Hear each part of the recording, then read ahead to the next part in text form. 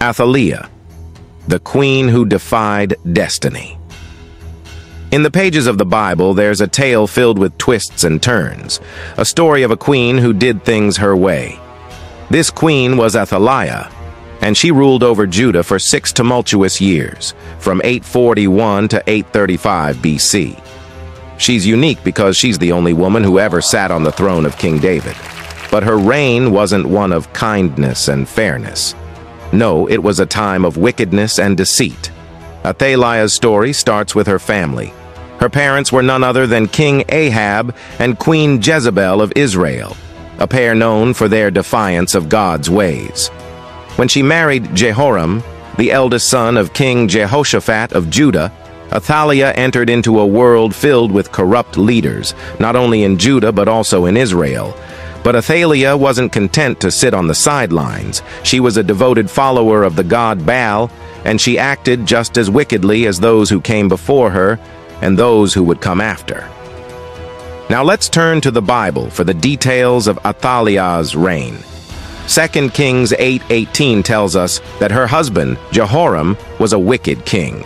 His actions set the stage for what was to come. Her husband, Jehoram, died around 842 BC, and their son, Ahaziah, briefly ruled. 2 Kings 8:25-27 explains that Ahaziah, their son, didn't do much better. He followed in his father's footsteps, walking a dark and sinful path. Things took a dramatic turn when Jehu, a former commander in King Ahab's army, was anointed as the new king of Israel. You can read about this in 2 Kings 9:5-25. Jehu's mission was clear: to execute God's judgment on King Ahab's family, who had led Israel astray with their idolatry. As part of this mission, Jehu put an end to Ahaziah's rule when he was visiting King Jehoram of Israel. This event is described in 2 Kings 9:27-28. Now Athaliah received word of her son's death, and this is where her thirst for power truly emerged. She saw an opportunity to seize the throne, and she did it by ruthlessly murdering her own grandsons, Ahaziah's sons. You can find this chilling account in 2 Kings 11:1-3. But here comes the remarkable part of the story. Unbeknownst to Athaliah, one of those grandsons miraculously escaped the massacre. Jehoshaphat, the baby's aunt and wife of the high priest Jehoiada, hid the infant Joash and his nurse in a concealed chamber. Joash remained hidden in the temple for 6 years, while Athaliah ruled the land. This incredible rescue mission is a testament to the courage and faith of Jehoshaphat and Jehoiada, who preserved the royal lineage. During her reign, Athaliah didn't stop at political power.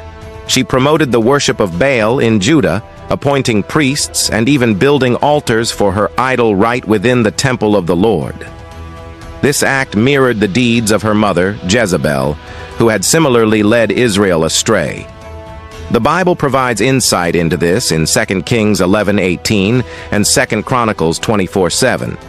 It's worth noting that the name Athaliah itself carries a dual meaning. God is exalted and dealt violently with by God. In her case, it seemed that divine retribution was inevitable. As the story unfolds, we see the dramatic climax in 2 Kings 11:12-20. The faithful high priest Jehoiada crowned young Joash as the rightful king, and the people celebrated with shouts of, "Long live the king!"